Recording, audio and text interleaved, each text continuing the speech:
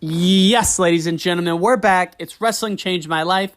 Today's guest is Coach Steve Garland, who's the head coach of the University of Virginia. Now, Coach Garland has had a crazy, crazy childhood. It was super rocky, broken home type of thing, and I can't wait for y'all to hear about how he used that as kind of this fuel for his competitive career and for his coaching career. And man, you would be one lucky guy to be a part of this program at Virginia with the Paulsons and Coach Garland. So hope you enjoy this one. Thanks for listening. And for past episodes, please visit wrestlingchangemylife.org. And you've heard me say it before. You're going to hear me say it again. If you're listening to this on your phone, please give us a review, give us a rating, subscribe. It goes a long way, and we appreciate it. And I don't know why I always say we, because it's just me doing this. But again, thank you all. We'll chat soon. Ladies and gentlemen, it's time. Enjoy the show. Well, I was a fanatic. There's no doubt a fanatic. My goal was to get carried out of the wrestling room because of exhaustion, and it never happened. The thing it did for me every day about 6 o'clock is that when I got out, I looked back in and there was nobody else there. Bottom line was I didn't reach my goal. So guess what happened? I went back in the room again. But I got some quality time because of just... Let's just dive right on into it, man. Head coach Steve Garland at University of Virginia. Coach, we got to start with your upbringing. I've heard from a number of people you have a crazy story as a kid. So what were you like as a kid, and what was your youth like, so to speak? Oh, wow. We're going to go right into it from there, huh? Man. Let's go, baby. Okay. So, I mean, look, I want to be careful not to sort of over-dramatize or think I had it worse than a lot of people. I meet people every day who, definitely had a lot of obstacles, a lot more obstacles than me. But, just to cut right to the chase, I have a twin brother. So right there, I was half nuts because of that. Any wrestling guy, whether it be the Brands brothers, the Steiners, the Paulsons, you have a twin brother and you're in our sport. There's something about it, man. There's something about having a twin. And we were hardwired. First of all, I think God hardwired us really competitive and just really ornery and just sort of scrappy. I joke around with my wife a lot, and she's like, why are you the way you are? She gets really perplexed by me. I said, honey, in sixth grade, we were on the Pop Warner football field, and I had missed a play. My brother, who was the starting quarterback of the team, grabbed me by the face mask and headbutted me in the end zone, and we started fist fighting on the football field. My grandmother was out there yelling. My dad ran out in the field and beat the crap out of both of us. Like, this is just how I was hardwired. I wasn't doing that to show off. Either was he. We were just in the zone.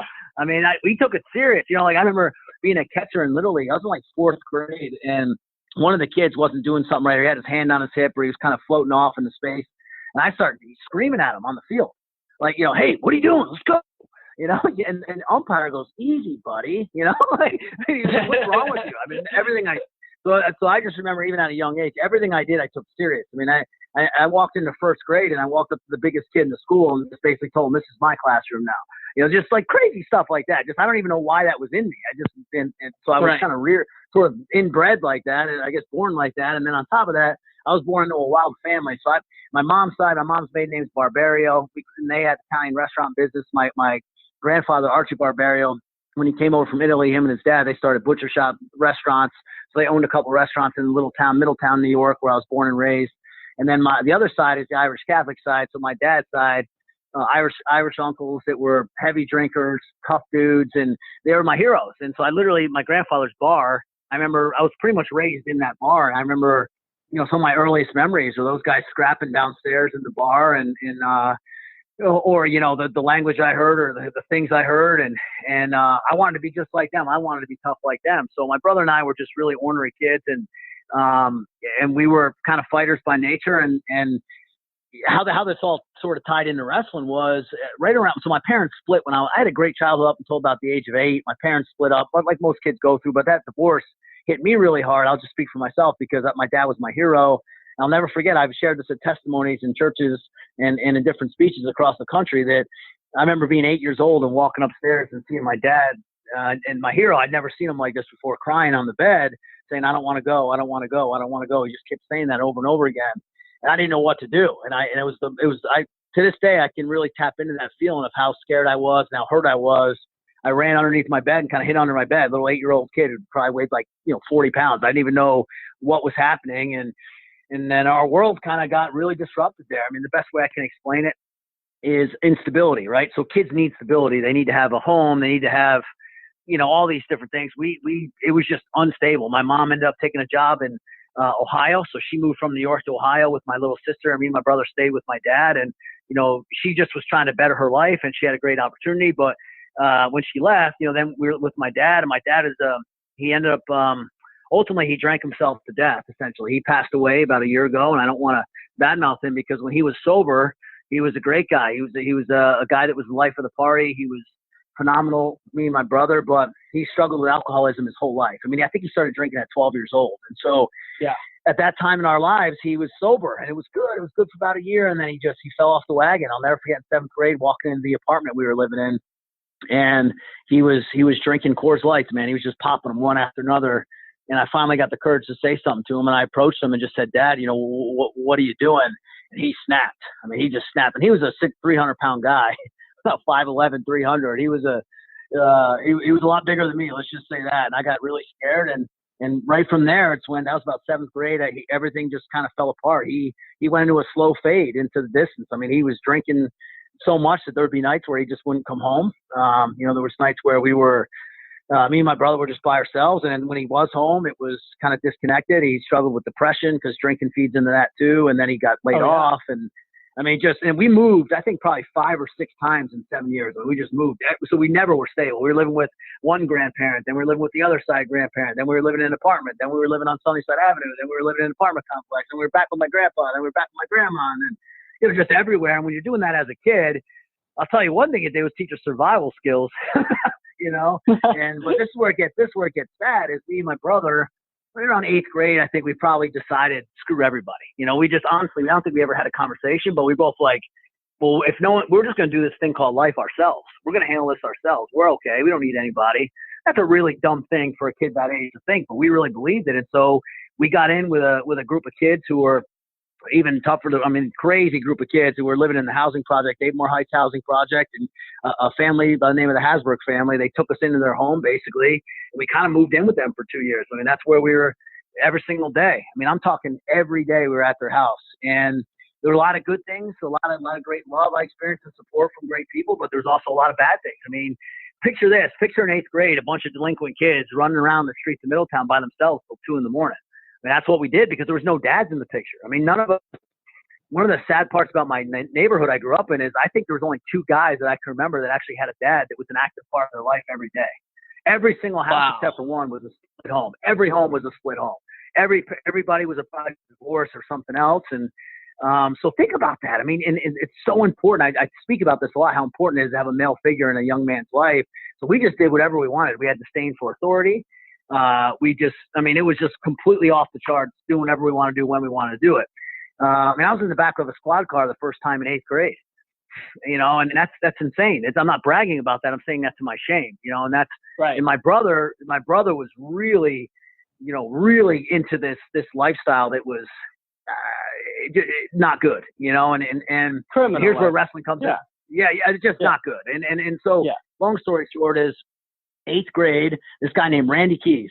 This is where wrestling, there's 2 things I wanted to really highlight is how wrestling is a good thing and then could be a bad thing. The great thing about wrestling is he took us into the wrestling room, slammed me against the wall, I'll never forget, and said, "You guys think you're hard? You guys want to be gangsters? You guys want to hang out with drug dealers? You guys want to, I see the way you guys walk around the hallways. You guys think you're that tough? How about this? How about I drive you to the Bronx and leave you for dead? Then we'll see how tough you are."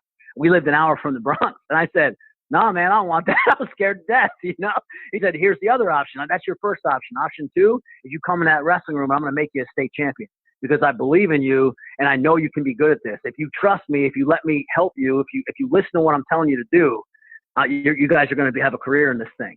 And isn't that amazing? It changed my life at that point. I mean, I just thought, first of all, somebody that really believed in me, somebody I looked up to, and I thought was because he was really tough in his own right, and frankly, that's what I responded to at that age, right? And a guy that looked me in the eye and said, "I believe in you. You can do something with your life." And so we went into that room, man. How did you find this guy in the first place? So you're running around the project, living wild, and how did he come in your life to begin with? I met him at Avamore Heights. I met him there. Yeah. He had just gotten in a fight. He had gotten in a fight, and he was walking around with a pit bull, and his head split open. Somebody hit him in the back of the head with a chair in a street fight. and he was walking around looking for the guy with his pit bull. And I thought, man, that guy's tough. I mean, that's how sad. That's how my mind worked back then. I thought, man, this guy's awesome. You know, and then I saw him in the hallway, and he was like, look, I'm a wrestling coach. I know what I'm talking about. You want to think you're tough? Let's go be tough then. I'll make you tough. And he called me out in the right way. You know, I think men need that. We need somebody to say, hey, cut the crap, knock it off. You're a 100-pound little white guy. Quit walking around like you're a thug, and let's go do something productive with your life. You know, and he brought me in there, and again, Randy was a phenomenal mentor for me for all the way through junior high and high school. And to this day, I'm still, you know, every time I go back to New York, I try to look him up. But so yes, then we got all in on wrestling. I mean, from that point on, it became an obsession. And then all the way through high school, and then you know, obviously helped get me to college. But you know, the bad thing where wrestling comes in, and I don't know how far you want me to go with this, but this kind of continue how wrestling changed my life. You know, the theme of your show is it. So it became such an obsession that it was the only thing I thought about. And Heath Esslinger, I got to give him credit. He said this to me once. He said, wrestling's a good thing. It can be a great thing. He's like, you got to be very careful when it becomes the only thing. And it became the only thing in my life that mattered. Now, good thing is it kept me out of trouble. I mean, in ninth grade, we had a buddy. We were walking home from school. His name's Tony Chase. And he got, we broke off from the herd, and he separated from us. And two kids he had gotten in an argument with early in their day, hunted them down and literally shot them 9 times point blank range with a handgun. They passed the gun back and forth and just took turns shooting him. And we went and visited him in the hospital, me and my brother. And I remember being scared to death. I remember thinking to myself, wow, thank God I have wrestling, because I gotta stop. I don't want this. You know, I'm not that tough. I don't want any part of any of this. I want to be a part of something else. And I went all in on it, man. I'm talking like, if anybody knows me, I get fixated on things pretty quick. I mean, it became like my diet was perfect. My training was perfect. I would literally go to the track, Middletown High School track, at midnight and run 400-meter sprints by myself, because I thought while everybody else was sleeping, I was getting tougher. And that's how warped my brain was. I probably could have just done it at 6 o'clock at night, but you know, I needed to do it at midnight because everybody else was sleeping. You know, and I would do my third workout. You're in high school or in middle school when this is happening? My high school. I would jog to my high school track at midnight, man, and I would run 400-meter sprints. Around you were the track. just obsessed, man. I was out of my gourd, crazy. Yeah, and then I went to we were broke, so we didn't have any money. So I would you know, buddy up with other kids from other towns and find ways to get to tournaments, or you know, hook up with older guys who had cars, and we'd sleep in the car. Like for Northeast Regionals, when I won the Northeast Regionals at Brockport, where I used to have it, we actually slept in a car. We slept in a Camaro, the 4 of us. And then my buddy, this is shameful now, we didn't have any money for food, so my buddy went into a grocery store, stole peanut butter and jelly and bread, and we went and ate, and then we went in. We had just enough to get in the tournament. Went in the tournament, won the tournament, qualified for Fargo, drove back home. I walked in the house. I'm like, Mom, I won it. She's like, you won what? I'm like, I just won the blah, blah, blah. She goes, hey, I worked 3 jobs. You think where'd you get the money for that? Like, she didn't even really know what was going on, you know? I mean, she was happy for me, but she had no idea what was even happening, you know? And that's how motivated we were. We didn't need anybody to tell us to go do it. We wanted to go do it. And so I didn't have the crazy wrestling dad that was pushing me and making me do this and making me do that. I wanted to do it. Then I went to Fargo and took 3rd at Fargo, and it was a huge deal for me at the time. And came back, and it just kept growing. And then, but here's where it gets sad. My senior year in high school, I lose in the state finals. 2nd year in a row, I'd lost in the state championship back-to-back years. I was a heavy favorite in the finals and blew it. And to this day, it's funny. Even really, I've certainly never watched the match, but I can't even really think about it because it just still hurts to this day. I mean, it was just awful. But this is where wrestling can become a bad thing again, is because it was the only thing in my life that mattered. I literally didn't care about anything else. I remember thinking, what's the point of even living? You know, if I'm not a state champ, I mean, what's the point of it all? I mean, I wasn't. No way. You were. Oh, seriously. I mean, I wasn't suicidal. So what was it like? Close. What was it like the week? So your senior year, you know, that's the end, right? And at this point, had you decided you were going to wrestle in college? I wanted to, yes, but I didn't know where I was going yet. Back then, recruiting was so much different. But yeah, no, I didn't know. I just was so myopically focused on winning. And then when I lost, I thought, well, what the heck? What am I? Who am I? What am I going to do now? This is the only thing that matters to me, and I didn't get it. You know, it was sad. I mean, I remember ripping up my bracket, and back then there was only one division in New York. It was one true state champ. So everybody converged into one tournament. So it was a big deal. And And I blew it, man. I didn't get the goal, and I was so mad at myself, and I was so sad. My coach, I remember looking at my coach, Paul Cummings, my head coach, who I'm really close with, and he was just so heartbroken for me, man. I felt like I let him down, and I cried, and I cried, and I cried, and I cried.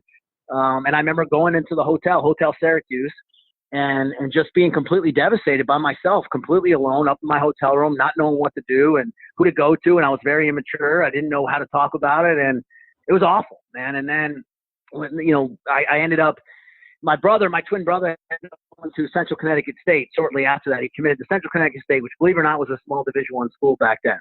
And because he was going, I said, okay, I'll go. It was that simple. I mean, wherever my brother's going, I'm going to go. So I went there, and they dropped the program about 3/4 way through the year.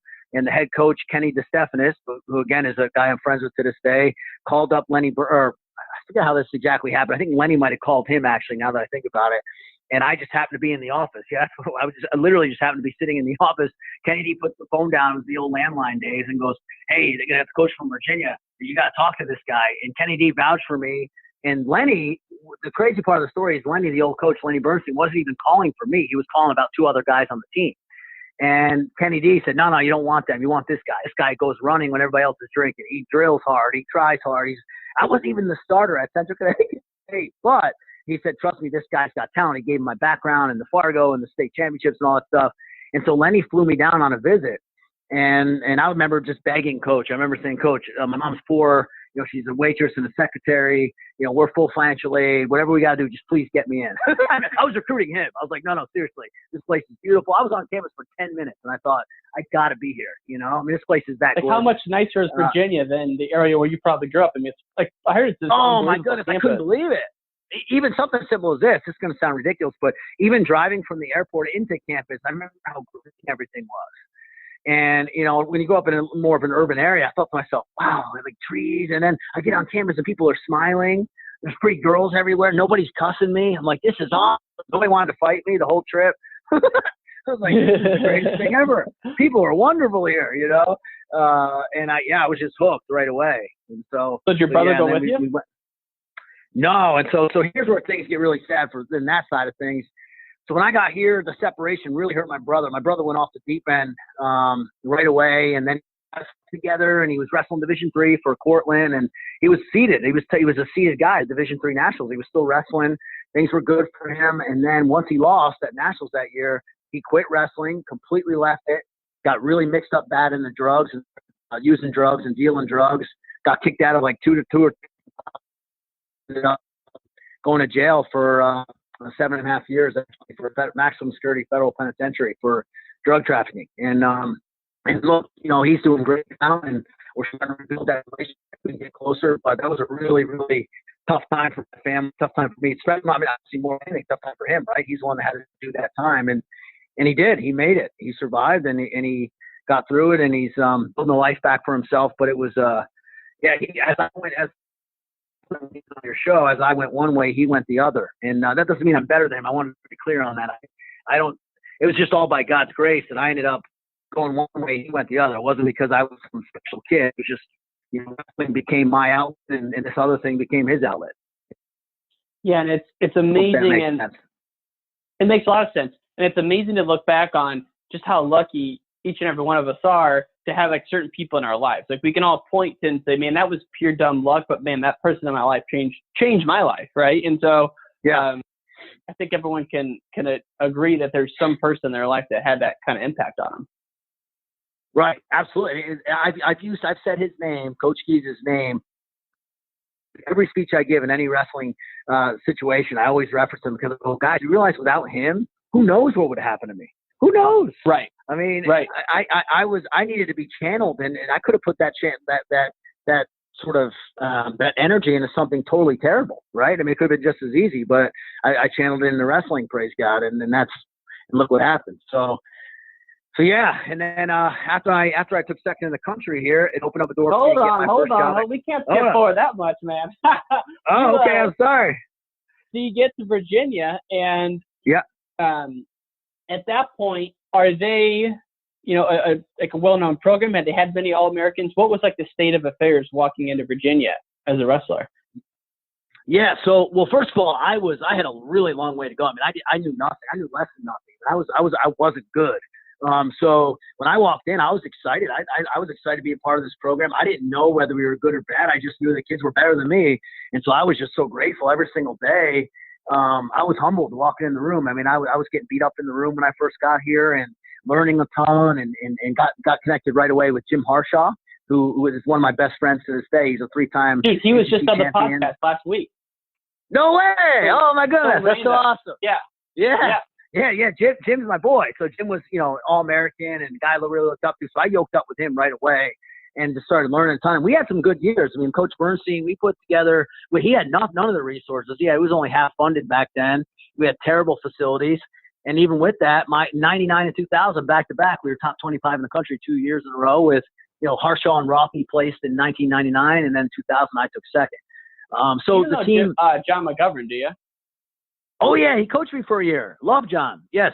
Huge I went to undergrad at University of Dubuque. I didn't wrestle for him there, but I knew him. He's a great guy, man. That guy's a motivating guy. I was gonna say, you want to talk about a guy who'll get you fired up, Coach McGovern. Coach McGovern had Harshaw convinced he was going to beat Lincoln McElroy. That's how good a motivator he is. Nobody else in the world thought Jim was going to win, but Jim thought he was going to win. Yeah, no, that's how great a Coach McGovern is. You better believe it. Yeah. So then you have you start to get the hang of things. You're at Virginia. Your senior year, you wrestle Jody Strittmatter in the quarters, who's ranked number 1. Like going into that match, like do you remember what are you thinking going into that match, and what's your self-talk, and like what's your mood? What are you feeling? Like kind of take us into what it was like for you going up against a guy who I want to be careful because Jody Strittmatter is a phenomenal guy and phenomenal coach, and I just want to be very careful not to sort of come across as insulting to him or the Iowa program. But I'll be honest, what I was thinking was I was angry going in that match because I remember after winning against the Arizona State kid the second round, and people were asking me in the tunnels and when I was cutting weight and stuff, well, who do you got tomorrow? And I would say his name, and they would go, oh, sorry, man, stuff like that. And I was ticked off. I mean, the fighter in me was like, wait a second. I know the guy's really good, and I know he's the one seed, but what about me? Like, I don't know. It was insulting. I was like, I can do something out here. I'm pretty tough too. And and I remember right after making weight, it's only an hour weigh-in, so you don't have a lot of time to think, right? You weigh in and then boom, you're on the mat. And so I had like a half a Nutri-Grain bar, drank a Powerade, I think, and was ready to scrap. And I remember, I forget which coach it was, but one of their coaches was staring at me before the match. And I'm not proud of this, but I say it just to make the point is the more he stared at me, the more it helped me, the more it pissed me off.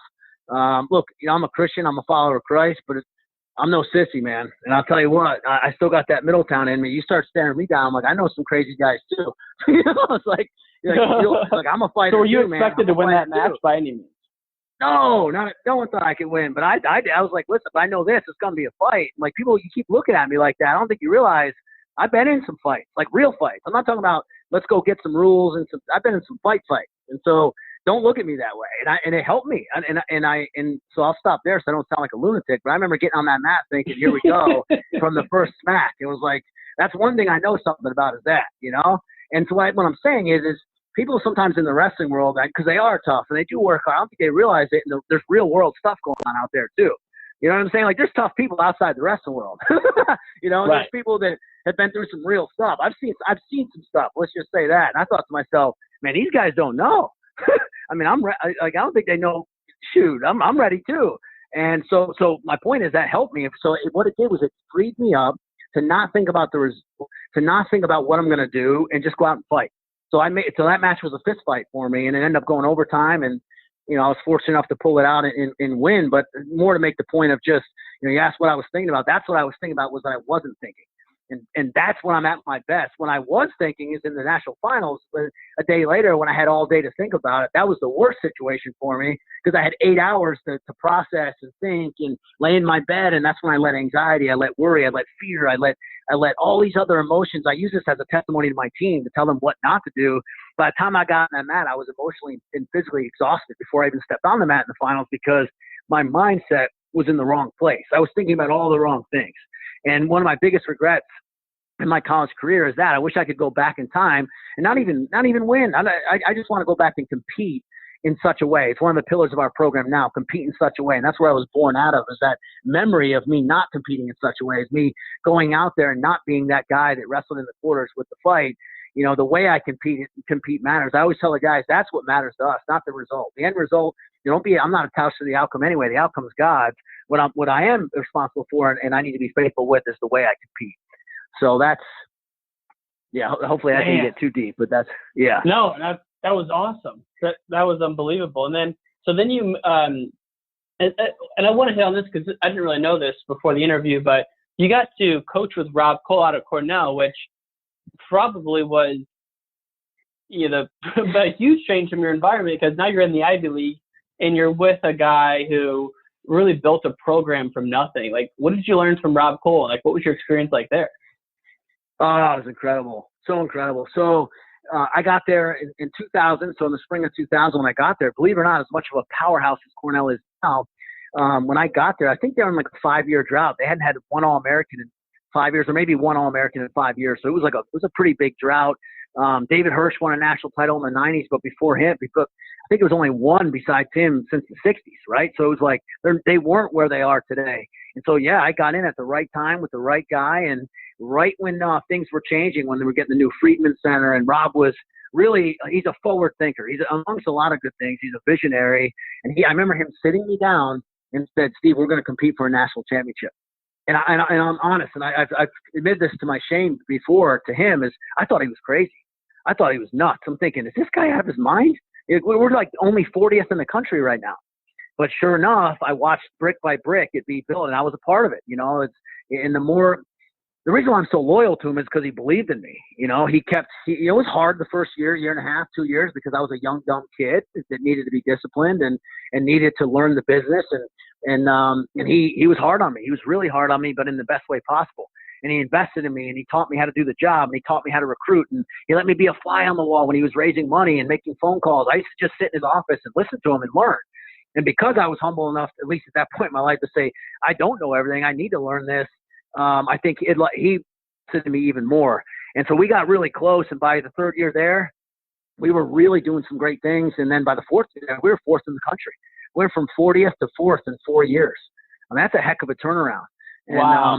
But by that time, I was the head assistant, and I was kind of his right-hand man. And then he really gave me a lot of responsibility. By my 5th year there, I was doing everything. I was doing all the admission stuff. I was the recruiting coordinator. I was doing every home visit with him. I mean, everything other than doing the budget and I was assisting with. Obviously, he was the lead man. He was the head man. He was the guy. But I was involved in everything. And so what that did, by him doing that, he actually bred me to be a head coach myself. I think it was the best training environment I could ever possibly ask for to lead my own program, because every piece of the puzzle, every piece of the program, I was getting a taste of. Does that make sense? So totally. It was a huge training grounds for me. It was the best. I can't imagine a better situation. And that's, people joke with me. They're like, "Man, you idolize her." I'm like, "No, I'm loyal to him because, look, I have a lot of false loyalty. At least, thank heavens I have that on my side." And the guy believed in me. He took a chance on me.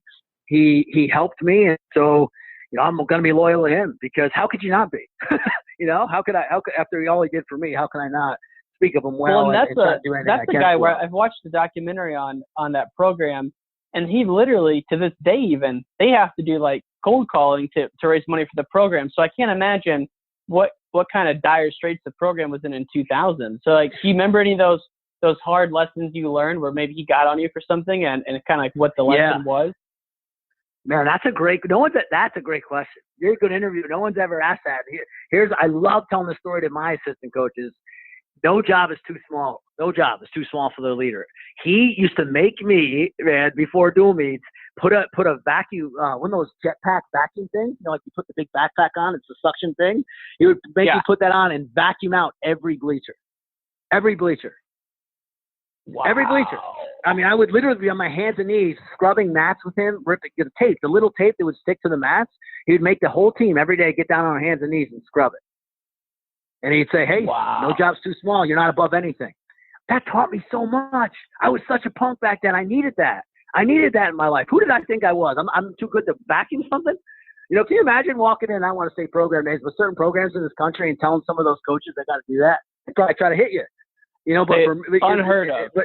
I wouldn't. You know, I don't even think high school people are doing that. Like I'm telling you, oh, that's the janitor's job. But that's how much he cared about the program, that he wanted the experience to be great. Yeah, and it was, you got the job done. When Rob, and here's the other thing I learned: what real work ethic is like. What real you better, first of all, you better beat him in, and second of all, there's no weekends, there's no off days, there's no this, there's no that. You're working. If you got a heartbeat, you're working. You know, whether it be you driving a van down to Jersey and doing camps, or you know, or the countless recruiting calls, handwritten notes. It was nonstop action when you worked for that guy. It was real. and he was leading by example. Like, he was getting in early too, huh? Oh, for sure. Yeah, absolutely. Yeah. And so, yeah, I mean, it was, and you know, a couple of the other lessons were, you know, when you're basically, you know, believe that when the guys believe in themselves and knowing that you believe in them. And he was very good at getting in guys' heads and stuff like that, learning stuff like that from him. But, you know, fundraising, everything I learned in fundraising is from him.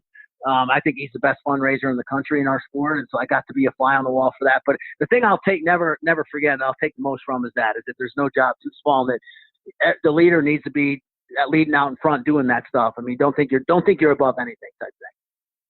Yeah, man, I love that. I could have just imagined being at those in those meetings early on, and now you look at them. That's a program where national contender every year. And, you know, what they're doing with some of those guys in the regional training center is awesome. So what was it like getting to Virginia? And like what, can you kind of talk us through your run there as a coach? I know you just brought the Paulsons on. One's an assistant for you, and then one is the RTC coach. And you had Mueller this year, who had a great tournament. It's like, what's it been like at Virginia? And you know, how has it been running your own program? Yeah, so I want to get to the Paulsons big time because they've changed my life personally and professionally. So I want to definitely brag on them. But I just real quickly, Cliff Notes with Virginia, got here, and I mentioned the program was in a good spot when I left. But when I got back in 2006, they were really struggling for whatever reason. And we don't need to get into why, or you know, but it was a really tough spot. As a matter of fact, when I came in, to give you some context, this team hadn't scored a single point at the national tournament in 2 years. As a matter of fact, the year before I got here, I don't even think they qualified anybody. So it was, I remember looking at the bracket, it said Virginia 0.0 points. So when I came in, it was kind of at ground zero in terms of just at that particular moment in history. They were just struggling a little bit. And so it was a really hard year in my life. As a matter of fact, hard year not just professionally, but then also personally. It's part of my testimony. I won't go too much into this, but that year is when I was so humbled. Is when the biggest change in my life happened, the most important change in my life. I mean, our team was really bad. I was bad as a coach. I was bad as a person. I was failing as a husband. My daughter was, you know, barely a year old, and I didn't even know her or see her because all I ever did was work. I would leave. We were living out of a hotel. I would leave at 7 in the morning and get home at 9:30 at night. I was gone every weekend recruiting, trying to build this thing, but I forgot about what matters most, and I was disrespecting my wife, and I wasn't being a good present dad, and I was a terrible person to be around. And it was in that pit, though, and I always tell my guys, God will bring you, he'll break you to use you. And God broke me. I mean, I was broke. I was humbled. I was on my knees at the end of that season, and I cried out to God, and I said, look, I can't do this on my own anymore. I don't want to do this on my own. I need you. I don't know everything there is to know about you, but I want to live life for you. I want to live life with you. I don't want to do this big, tough Steve anymore because I'm not. I need help. I'm messed up. And that was the beginning of the biggest change in my life. And then I found a city church right after that, a great church home where an ex-wrestler was the lead pastor. And I gave my life to Christ in that church, man, and prayed the prayer in church. And everything changed in my life personally and in my marriage and with the way I treated everyone around me. And go figure, as that change happened, the program changed. I mean, there's an absolute direct correlation. You can ask anybody that's ever wrestled for me. The guy that I was in 2006 is not the guy that I am today. And that transformation, that transformed heart, transformed life is a living testimony. And it is the proof of my faith. And it's the exact reason why I think that I'm still here, because I would have been gone without it. I mean, they would have got rid of me a long time ago because I was going that direction. I was a lunatic when I got here. And so things changed quickly. I love how humble you are about, like, even though, like, for example, even though you were, two-time state runner-up, you got to Virginia and you knew nothing. But then even then, you got to Cornell and you said you still knew nothing. And then you got to Virginia and you're like, dude, I was terrible then. So you're a work in progress. Yeah. I don't know if I believe it, but I like how humble you are about it, man. Well, thank you. And then so things changed, and sure enough, 4 years in, we won the ACC Championship. 1 second, I'd love to know, what were like some of the biggest changes? Like, so you got Well, first, I was gonna say you got re-involved with the church. It sounds like. So like looking back, Yeah. like 12 months after that, like what were some of the changes? Was it like, well, first and foremost, brother, I learned it's not about me. Life's not about me. What a newsflash!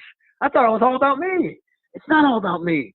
And it's not about outcomes. It's not about glory. It's not about what can I achieve today. Because all that stuff, even with everything, I won National Coach of the Year, and I thought that was such a big deal. 2 days later, I didn't feel anything. It's like, what does it mean? No one even knows about it. It doesn't even matter. You know what I mean? It didn't plug the emptiness in my heart. There was a giant hole through the center of me that wasn't going to get closed up with a national title or not. Right? We could have 50 All-Americans, and that wouldn't have changed. And so what I realized is my life needs to be about impact, not outcome. You know, what am I doing for everybody else? Am I really, truly in this profession for the right reasons? That was the first thing. My why changed. And once my why changed, everything changed. I had purpose for the first time in my life, real purpose. And when that changed, I became a servant leader. I didn't just become a wrestling coach. I became a servant leader. In other words, I'm truly, every day when I wake up, trying to die to myself and come alive to Christ. Say, okay, what can I do for the kingdom today? And under that giant umbrella of your kingdom work, Lord, is husband first, father, wrestling coach, ministry, all that stuff, friend, all that stuff. It's all in there. And oh, by the way, when you start to approach things like that, all of a sudden the job becomes a lot more joy-filled. It becomes a lot more purpose-filled. You start feeling like you are making a difference, and then maybe you do. You know, everything changes there. It frees you up to actually get in there and really do some real work and for the right reasons. And so that was the first thing. The second thing is as I went through it, that my life, wrestling is what I do. It's not who I am. In other words, I tell my guys that all the time. Wrestling is what you do. It's not who you are. You got to be very careful with that. Because if it's who you are, if everything out there on the mat defines who you are and you fail, then what are you? You're a failure. Well, that's not true. Right? But that's what you believe when you're an athlete. That's what you believe. So it helped me to spur that and say, hey, guys, every day I'm working on that. And then it helped me come up with the pillars of the program and the structure of how we're going to run things and helping these guys work on real life principles. And oh, by the way, yeah, we want to win. But what's funny is when you work on these life principles and you get better in these life principles, you end up winning anyway. Go figure. You end up winning a lot of matches anyway. So it's a mindset change that really had a huge impact on you. When it's not to minimize it at all. I mean, the mind is everything. So you say, hey, it's not about me, it's about other people. And so all your actions started to reflect that new mindset of I'm doing things to help others. And as a result of that, as a coach, I mean, your program had to flourish, and like your coaching skills had to just blossom after that, because that's obviously the core tenet of coaching anyway, is helping other people, right? Exactly. And then, and again, in 2010, man, we win the ACC Championship. It was the first ACC Championship in 33 years in wrestling at the University of Virginia. It was huge. We were top 15 in the country that year at the national tournament. So we went from dead last in 2006 to top 15 in the country in 2010. I mean, that's, again, a dramatic turnaround. And I got to believe it started with me, with my turnaround. You know, it wasn't, you know, and I'm not saying that to be arrogant. I'm saying that because if I didn't change, how are they going to change? The kids look to the coach for leadership. They look to you for how am I supposed to live my life? They look for you for what to believe in. Kids want something to believe in, and they want somebody to believe in them. And then that's pretty much how it went down. And then from 2010 to 2015, we went on a great run. Things kept building. We broke in the top 10 in the national rankings. We had some great wins over some great teams. We were top 25 at the national tournament 4 out of 5 years, bringing in great recruiting classes, which obviously led to Jack Mueller, his group. 2017, we were top 15 again with Georgie DiCamillo in the national finals and Jack placing as a freshman. And then, you know, they just built onto there to the stuff you started with talking about. But here's where I want to talk about the Paulsons, if that's okay. So I've had some amazing coaches. So again, I want to preface this by saying, you know, 4 of my guys are now head coaches. Scott Moore is one of my favorite guys of all time. He's the head coach at Lock Haven, and Manny Rivera is a good friend. He's a head coach at Bakersfield, Alex Clemson at Maryland, and Keith Gavin at Pitt. But that being said, not to take anything away from those guys, these particular guys, the Paulsons, when they came into my life, I really believe it was a God thing, how we got connected. Personally, I'll say it's the happiest I've been, you know, just sort of the most fun I've had in the office ever, in my whole career ever, and probably the almost 20 years I've been doing it. It's just been, and personally, what I have with them is a very deep personal connection. Our families are really tight. We hang out any chance we get. Like the last night, we just had a big dinner together. over at, I might even go to Trent's son's doing a thing for Vacation Bible School. I might be go to that tonight. I mean, we just constantly together doing things together. So personally for me, it's been phenomenal, but professionally, and here's what I really want to brag on them. They have two of the best wrestling minds of anybody you'll ever meet. They've taught me more about wrestling in 2 years than I've known all the other years combined. And that's no bullcrap. I mean, Really? just Trent, one session with Trent alone. I wish you could come in one day to our room. Hopefully we'll get you here and you can see it. One wrestling session with him, you'll learn more new stuff and see more new stuff in one session with him than you've learned the whole year before. I mean, he knows that much stuff. So our kids are spoiled rotten. They have one of the most elite guys you can possibly get. World team member, national champ, but student of the sport. Same thing with Travis. I sparred with Travis one day, and it was embarrassing. He was toying with me like a cat with a mouse. I mean, it was just like, he's just so good in so many positions. And so for me, it's exciting. I mean, I'm sound like a wrestling dork now, but I like learning about wrestling again. And I'm falling back in love with the sport. And as I fall deeper in love with the sport, the more you want to learn. And I was up this morning at 4 a.m. watching the Yanni match just because I'm into it, right? And so the more I hang out with Travis and Trent, the more I learn, and the more I respect them, and the more they gain the attention of the guys on the team. I mean, the guys on the team worship them because they know they have so much knowledge and they invest in the kids. I mean, they're in the wrestling room every single day faithfully. They never miss anything, usually twice a day, go live every single day, work out with the guys every single day. Doesn't matter which guy either. It could be the worst ranking guy on the team, the highest ranking guy on the team. They're going to pour into them. And so that's been really cool for me to see. And that's why I think they're both so special and why we're so blessed to have them here. I think that's, and then that's contagious, right? Then all the other guys see that, and then their love for the sport grows. And at the end of the day, it sounds really corny, but with this sport's too dang hard not to love it. If you don't love it, it's just not going to work. It's just too hard, right? I mean, think about all the stuff we do every day and all the stuff, the sacrifices and all the time constraints. Most kids want the easy button. They want video games and frat houses and girlfriends. They don't want to do the hard stuff, right? But if you love it, then it's just fun. It's not. It isn't even work. It's not something that you even consciously have to think about. You're just going in to get a roll in, man. I can't wait to get better today. And that's what they've brought to the table that I think is special. That's what I hope continues to grow in the program culture. How are they with the kids? Like, do the kids like them on the recruiting trips? Like, what's that experience been like? Well, it's funny. So Trent is they're very different people. I don't know if you know, Travis is more of an introvert. He's very quiet. I've only spoke to Travis ever. I've never smoked a Trent in my life. Okay, well, Trent is hysterical. Me and Trent are really tight personally. He's a lot like me. He's really funny, cuts up a lot. Everything's a big joke. As a matter of fact, when we were talking to start this talk, he dipped his head in. I'm in the conference room. I'm in the boardroom in our office, and he dipped his head in and started giggling at me and smiling. He's just always a jokester, and Travis is a lot more serious. But here's what's great. Once you get to know Travis, once you peel back that onion a little bit and get in there, he's the guys adore him. I mean, adore him. I mean, I've got guys on my team that all they want to do is hang out at Travis's house all day. They love him. And the same thing with Trent. Trent has they have minions. Like Trent has his group of minions, and then Travis has his minions. I'm serious. The kids love him. So it's really cool to have that because, look, in the past it's been even with the great coaches I've had, there's always guys that are unhappy, right? I don't know that there's that many unhappy campers in our program. I feel like these kids are pretty excited to be here, and they love coming in the room. They love being around those two guys, and so. Again, it just keeps adding to that positivity when you're around our guys, I think. Wow. I mean, they were legends in the Midwest, growing up for sure. And the fact that they're twins, I think maybe has something to do with it. But I mean, they're just so good.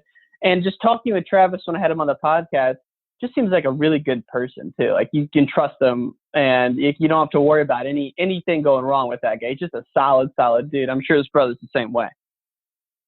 Yeah, exactly. And here's what they have that I think is a gift. I think it's something that's made our relationship awesome. Is that when there is something like, let's say you disagree on something, hit it head on, eyeball to eyeball, no backstabbing, no back talking, no talking to the team, and vice versa. It's just you and I are going to get after it right now and get it out of the way, and it's over with. And when it's over with, it's over with. We move forward. It never gets brought up again.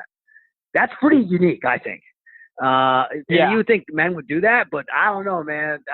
Like me and Trent got after it the other day about something silly, and went in the locker room, hashed it out, hugged it out. I was at his house that night. Done. It's over with. I was actually just talking to Coach Bono on the podcast recently, and he talks about like John Reed or him are the same way, where they tell each other how it is, and there's no feelings hurt whatsoever, and that's really rare. Right? Yeah, I couldn't agree more. Couldn't agree more. Yeah. And it's been big for me, and it's been big for them. And so, yeah, you can just say it, and then, all right, let's go. Where are we going Move next? on. Yeah, exactly. Yeah. Man, well, this has been so much fun, Coach Garland. I just have a couple quick questions to wrap up here. But Okay. But no, I'm a fan of Virginia wrestling. I didn't know much about it until recently, but man, I've been getting the newsletters for the Cavalier Club, and big fan of Mueller, and I'm just excited for you guys. So first question is, like, as you look to the future, like, what are you excited about for the program? Yeah, I think we have a really good young team. I think I'm really excited about what the RTC and the Cavalier Wrestling Club you mentioned has been able to do for us is develop that freestyle training mindset. So we had 4 All-Americans at the U23 World Team Trials and should have had a few more. I mean, we had a ton of guys doing well there, and that's without Jack wrestling. Jack placing high at the World Team Trials, Jack making the World Team the year before, Louis Hayes and J.L. coming on, all these guys that have these freestyle aspirations. That's been really exciting. In other words, I'm excited to constantly be doing that. I can't wait to keep traveling with these guys. Vic Marcelli was in the finals of the Junior World Team Trials, and in the pursuit of trying to make world teams and making world teams, God willing, and traveling across the country and continuing to grow our brand and continue to grow in wrestling. We want to get better and better. And so I'm really excited about where we're going to be. I'm pumped about our lineup moving forward. I think it's going to be a lot of really good young kids in the lineup. We only lost 2 guys last year. Okay. And they were starters. And the upcoming year, we only have 2 seniors again. So we've got pretty much everybody coming back with a big group of kids coming in. So it's a really fun place to be for a young group. And I keep saying young group because you never know where it's going to end up, but that's the fun part of seeing where it can end up. It's like, gosh, this guy can get so much better. He's already this good now. What's he going to look like in 2 years? And we got a lot of guys. When there's a legitimate group of people who all want to get better, the excitement is really hard to describe how much fun it is to be around that. And when you got other like-minded people like the Paulsons there, man, that's a perfect storm. It's just going to get a lot of fun. And the kids now. love work. They're into it. I mean, you don't have to tell them to come in and lift with you at 8 a.m. You don't have to tell them to go do an extra workout on their own. Like, they're into it. So that makes things fun, right? No, I got to get out there and spend some time with you guys for maybe one of your big duels or something. I'd love to come out and hang out and just see what it's like out there. Yeah, we'd love to have you. That'd be awesome, man. So just 2 more quick questions is, what is your, and I ask a lot of the coaches this because I'm genuinely curious, what's your day in the life like during the season? Like, what time do you get up? What do you do during the day? Yeah. What time's practice? That whole thing. Oh man. So typical, I'm an early dude. I get in really early. I usually leave the house, like, especially during the season when we're really doing individuals constantly. So we believe wholeheartedly in individual work, almost like tutoring sessions, but in the wrestling room. So let's say Monday, my house at 7, my first workout will be at 7:45 with a couple guys, maybe 3 or 4 guys. And then I'll have a next group rotating at 8:30. My last group will be 9 to 9:30. And then I shower, get in the office, work till about 1, grab some food real quick, come back, bang out some more office work. Then we go 3:45 to about 5:30. Usually after practice, there's a couple guys that need help with something. There's always somebody that comes to me about something, right? When you're the good and bad, when you're the boss, they all come to you with their problems, right? So I'll usually take about a half an hour after and just make sure I'm loving on kids and make sure they're getting what they need. And then this is where it gets nutty. On the way home, I usually make a couple recruiting calls. I have a half-hour drive home with traffic. So I bang out some recruiting calls. I get home around 6:30, 7 o'clock. Invest in your family as best you can. Try to enjoy them. They go down around 8. My oldest daughter's 13, so she goes up in a room and locks the door, and who knows what she's doing. But my youngest goes night. She goes to sleep. And then you're lucky if you get 20 minutes with your wife just to say, hey, man, I love you. How's everything going with you? And then usually I'm on the phone setting up the next day. So it's either recruiting calls or it's whatever guys has to be lined up, because there's just so many fires that have to be put out per day when you're in my position, lining up, the schedule, doing this, doing that. And then, usually there's a staff meeting the next day after that. Once I get my breath underneath me, and then on Tuesday, we start planning out the rest of the week. So that's just a typical Monday. It just goes and goes and goes from there. Because not only am I fundraising for the university and Virginia Wrestling, I'm also fundraising for the club, and the Paulsons are too. And so we're constantly thinking about all these other areas that most parents don't realize. When I get this at church, I walk in church, people say, how are you enjoying your summer, coach? How's your summer off? How's your break? I don't say anything because I don't want to be rude, but I giggle to myself and thinking, if you only knew, break, I've had, 3 days off since the NCAA tournament ended. I mean, what do you mean break? There's no break. We're wrestling 5 off-season some coaches say it's busier in the off-season. sometimes. Oh, for sure. It's crazy. So the in-season, the regular season at least has a rhythm to it, And then, the other thing is breaking down film. In season, you're obsessed with your opponent that week, and then the next week you worry about the next opponent, and then you worry about ACCs and nationals. I should say, we're focused and preparing for that. So it's constant film breakdown, constant meetings, building guys up, meeting Jack for coffee, and just sitting down and talking to him about his life and his growth and his walk in faith. And these are things that have to be done. So before you know it, there's not enough time in the day. So it's, I think it's pretty dang busy.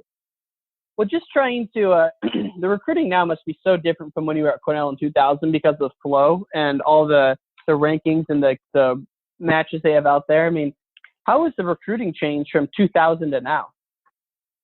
Well, the volume. So with the new rules, we can start calling 2021s a month, right? And it's just, gosh. So now I'm really concerned about the 2020 group, and before I can even get that worked out, now I got to start calling 2021s.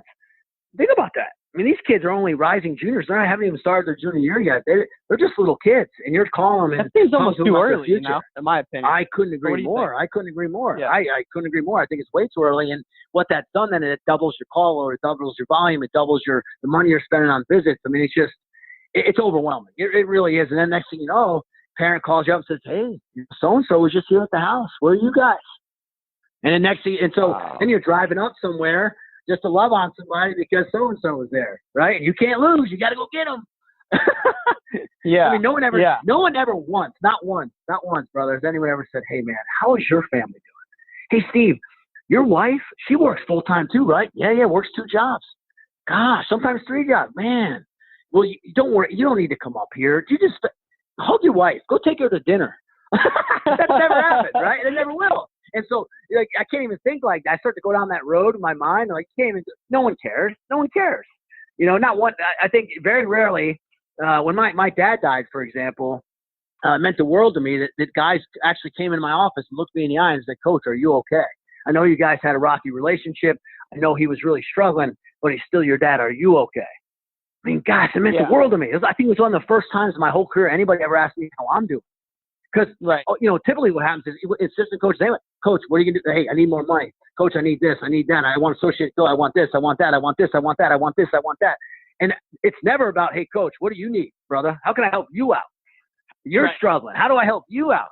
And so that is what I think sometimes can weigh on me psychologically. And I think we're in a good place now where I don't have that anymore. And it's awesome. I love being around people that actually do care about me because, man, I'm human. I want people to care about me too. So. Yeah, no, I think it's interesting how busy the Division I coaches are that I talk to. It is truly a workless and thankless job, and I'm just blown away by how much work there is. I mean, the calling and the recruiting and then the fundraising. I mean, that's something a lot of programs, unless you're in the top 5, you have to do the fundraising yourself still. For sure. And then the RTC is a big part of it, which that goes into the recruiting. How good's your RTC program? So there's so much going on, and man, it's just unbelievable to think that you guys are out there on the beat doing it every day, which is awesome because then we get to watch it all in March. So, Coach, I just wanted to wrap up with, obviously, the last question I ask a lot of folks is, in a few sentences, how has the sport impacted your life? What are some life lessons you take away from wrestling? Well, I think the first thing is teaching you how to compete, how to be a competitor. I think wrestling with hand-to-hand combat, gosh, what a way to learn about how to really battle in life.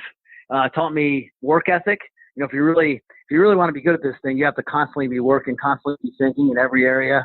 And the last thing is it humbled me, taught me humility. Nothing can humble you more than wrestling, I think. I mean, gosh, I've been humbled so many times in this sport, still to this day. And again, for me, I tell my guys this, in that pit of humility is the place where you're most ready to learn, where your heart's wide open, your eyes are open, your ears are open to listen. You're finally ready to learn. And so it's a good place to be. And wrestling gets me to that point. I get to that point where, okay, here's another lesson coming. And then lastly, I would say relationship. The cool thing about wrestling is it's provided these amazing relationships for me. And it's also given me a platform to then go out and speak and share my story and share whatever message God's put on my heart across the country. And even I got to be a team chaplain for the junior world team in Brazil in 2015 and got to room with Brandon Slay in Brazil. And that was really a dream come true. And so it's provided the opportunity for me to obviously build new relationships and share and hopefully make an impact much bigger than I ever could have possibly imagined when I was a little knucklehead kid running around North Street and Linden Block in Middletown, New York, So right. I would say those things. It's crazy to think about that. I mean, that's where it all started. And, just your will and your self-drive and self-belief, and willingness to learn is something I've picked up from this one. Is you love learning, and you're that's part of kind of who you are. And so that's obviously taking you to all these great places. And I can't wait just to keep learning from you myself. And I know it's just the beginning of our friendship here. So I just want to thank you for coming on the podcast, Coach. And you have a great day, and best of luck to the rest of the summer for you. Thanks so much, buddy. Thank you so much. Take care. Bye-bye. All right, man. Bye. That's the end of this episode, but definitely not the end of the show. For more episodes, please go to wrestlingchangemylife.org. Subscribe to us on iTunes. Give us a star rating. Show the love, baby. Show the love. Thank you so much. We'll see you again soon. Peace.